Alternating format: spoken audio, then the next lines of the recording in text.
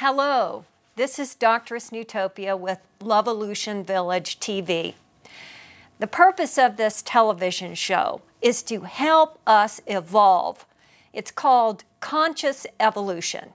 That means that we start taking responsibility for being human beings, looking at all the knowledge and wisdom that we have accumulated throughout our millions of years of evolution, so that we can start living on the planet successfully. Well, we're not doing that yet.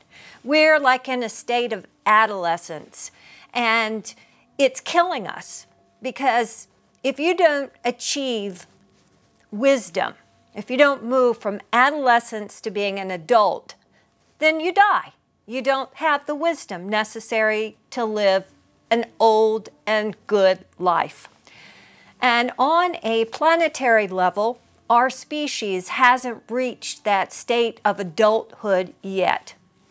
And we can see this with the problem with Japan. Right now, the reactors still may be going towards a meltdown. I hope not. As of this recording, it looks like they're going to be able to figure out how to cool the nuclear rods so that a meltdown will not occur. And I am really praying that this is the case. I want to start off the show by just having a prayer for the Japanese, who are going through this triple crisis of earthquake, tsunami, and nuclear power plant disaster. So for the other people on the other side of the world, we're thinking about you.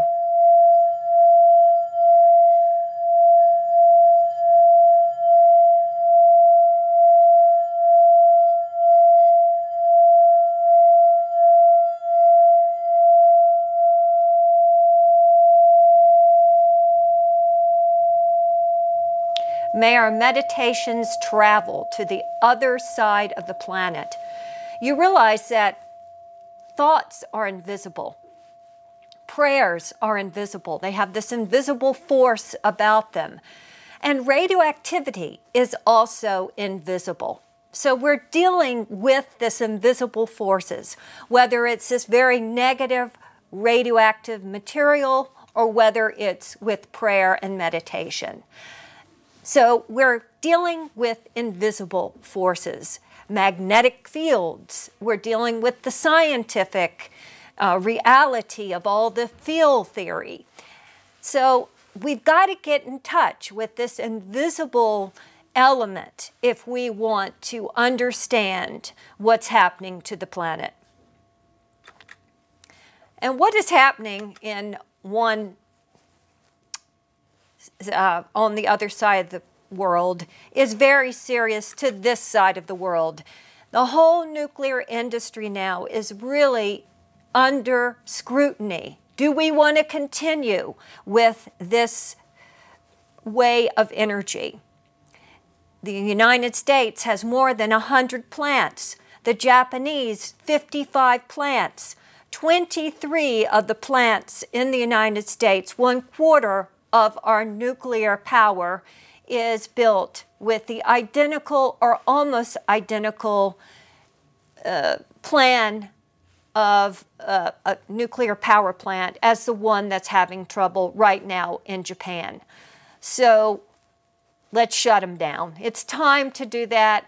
I lived through 2 other disasters now. The 1976 disaster at the 3 Mile Island.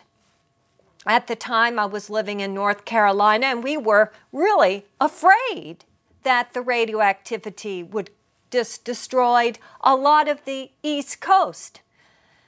And it was prophesied that this would happen in the movie The China Syndrome. Perhaps the China Syndrome, that is where the rods burn all the way through the planet. That doesn't occur.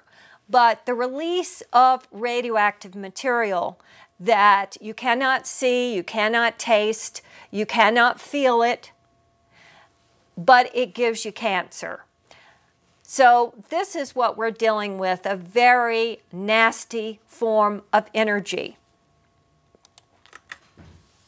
And here is the plant in a picture of the plant in Japan, and you can see that smoke going out of it, and they say it wasn't that contaminated. But the whole thing is, do we trust the Tokyo Electric Company? Do we trust the companies of other countries? And this is a private industry. It's backed by the government. And do we trust our government to tell us the truth when they are pushing for a renaissance in nuclear energy? I did read before I came here that Obama is now questioning nuclear power and his position on it, because he wanted to go full steam ahead. Let's build all these other reactors. There are a number of reactors in the United States on earthquake faults. So this could be us. I'm asking every one of you to think about this, that we need a completely new direction in the way that we construct civilization, the way that we energize civilization, so that we get out of this insanity of the nuclear era. The nuclear era started in Japan with the bombing of Hiroshima and Nagasaki. They're the ones that have intimate experience with radioactive fallout. And it looks like the nuclear era will end in Japan if we see a disaster that people cannot ignore anymore. And here is the plant after an explosion. They said it was a hydrogen explosion that did not affect the core reactor's containment. And here is the inside of this Mark I containment. And like I said, there are 23 of these reactors in the United States. And some of them are very old, like almost 40 years old. They're going up for relicensing.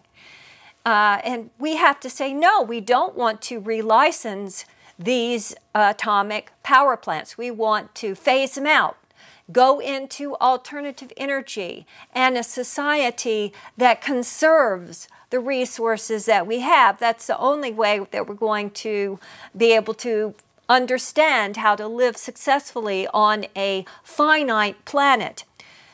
The fallacy of nuclear energy is that you can make these small little suns and boil water with them and have unlimited resource of energy. But it really doesn't work that way. We have all this nuclear waste. In order to build one, it takes years. You use a lot of fossil fuels to build them. So it's really not the energy source that will bring about solartopia, the solar civilization in which we live like plants and suck in the sun and use the true energy of the planet.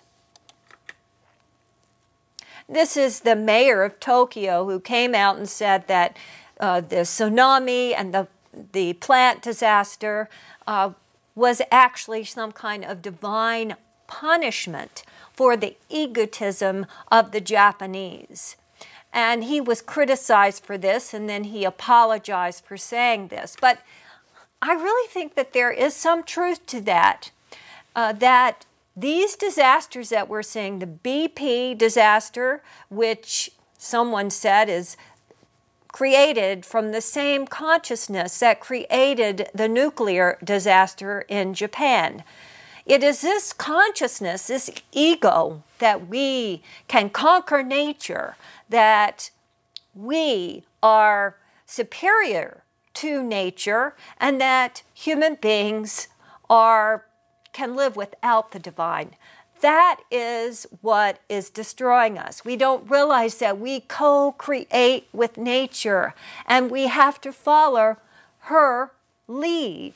There is this divine element involved with successful species. And arts need to lead sciences. We need the ethical perspective in order to know how to guide the planet.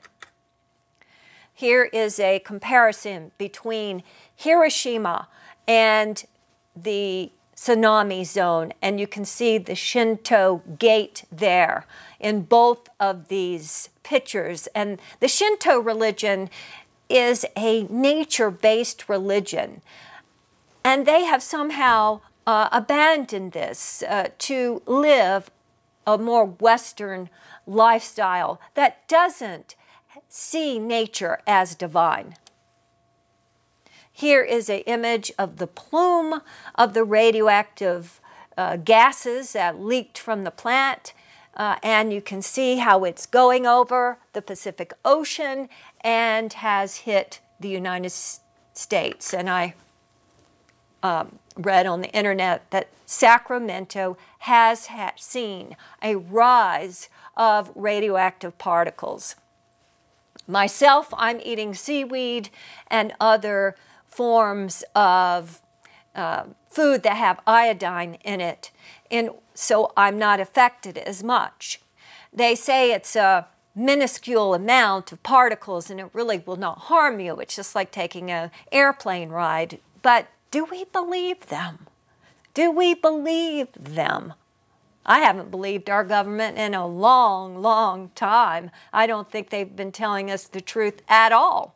And they certainly did not tell us the truth about the consequences of nuclear testing when they were testing the atomic bomb and having the clouds float over the Northwest.